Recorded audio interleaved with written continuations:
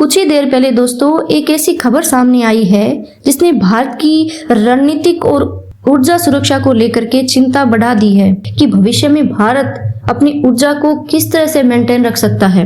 दोस्तों, रिपोर्ट्स के मुताबिक हॉर्मुज के पास एक भारतीय हितों से जुड़ा तेल से भरा हुआ एक जो टैंकर है इस तनावपूर्ण स्थिति में फंस गया और इस घटना ने नई दिल्ली से लेकर के अंतर्राष्ट्रीय बाजार तक हलचल पैदा कर दी है।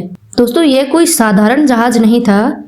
ऐसे विशाल टैंकरों को ऊर्जा आपूर्ति की रीढ़ माना जाता है क्योंकि ये एक बार में भारी मात्रा में कच्चा तेल लेकर के लंबी दूरी तय कर सकते हैं। जब दुनिया में तनाव बढ़ता है तो समुद्री रास्ते भी असुरक्षित होते हैं और इसके साथ साथ जो सप्लाई चेन है, आपूर्ति चेन है, उस पे खतरा मंडराता रहता है। तब ऐसे जहाज किसी भी देश के लिए बेहद अहम बन जाते हैं उसकी ऊर्जा सुरक्षा को लेकर के।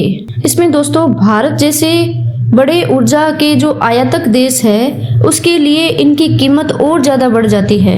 जैसे दोस्तों घटना की एक खबर आई, सबसे पहले चिंता तेल की नहीं बल्कि जहाज और उसके क्रू की सुरक्षा को लेकर के थी क्योंकि तेल का विकल्प कहीं न कहीं मिल सकता है, लेकिन इतने बड़े टैंकर को नुकसान पहुंचाना कई स्तरों पर बड़ा झटका साबित हो सकता है। जहाजों की उपलब्धता सीमित होती है, किराया महंगा होता है और अगर कोई जहाज लंबे समय के लिए सेवा से बाहर हो जाए तो सप्लाई चेन पर सीधा असर पड़ता है, आपूर्ति बाधित हो जाती है और उससे ऊर्जा पर संकट आ जाता है।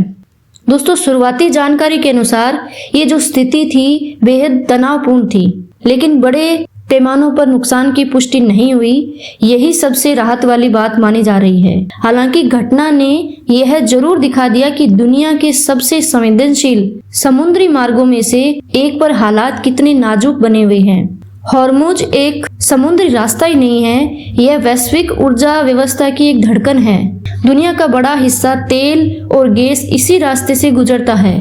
अगर यहाँ थोड़ी देर के लिए भी संकट पैदा हो जाए दोस्तों, तो तेल की कीमतों से लेकर के कई देशों की अर्थव्यवस्था है इस पर असर भी पड़ सकता है। भारत भी इससे अलग नहीं है क्योंकि भारत तेल और गैस का आयातक देश है। इसमें दिलचस्प बात भी ये बताई जा रही है दोस्तों कि जिन कार्गो को लेकर के जहाज आगे बढ़ रहा था वह उसी क्षेत्र के एक प्रमुख उत्पादक देश से जुड़ा हुआ था। ऐसे में सवाल उठ रहे हैं कि अगर जहाज को आधिकारिक अनुमति के साथ गुजरना था तो फिर तनाव क्यों पैदा हुआ? क्या यह एक गलतफहमी थी, स्थानीय स्तर की कार्रवाई थी या फिर किसी बड़े संदेश की कोशिश है? भारत को क्या संदेश देना चाह रहे थे? भारत अब इस पूरे मामले को बेहद गंभीरता से देख रहा है। कूटनीतिक स्तर पर बातचीत तेज हो सकती है, सुरक्षा की समीक्षा हो सकती है और भविष्य में ऐसे संवेदनशील मार्गों पर भारतीय हितों की रक्षा के लिए और नए कदम उठाए जा सकते हैं।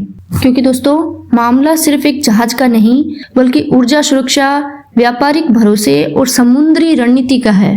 दोस्तों, विशेषज्ञों का मानना है कि आने वाले दिनों में भारत अपने तेल आयात के जो रास्ते हैं उसमें वैकल्पिक सप्लायरों और समुद्री सुरक्षा सहयोग पर ज्यादा जोर दे सकता है क्योंकि ये घटना आगे और भी हो सकती है।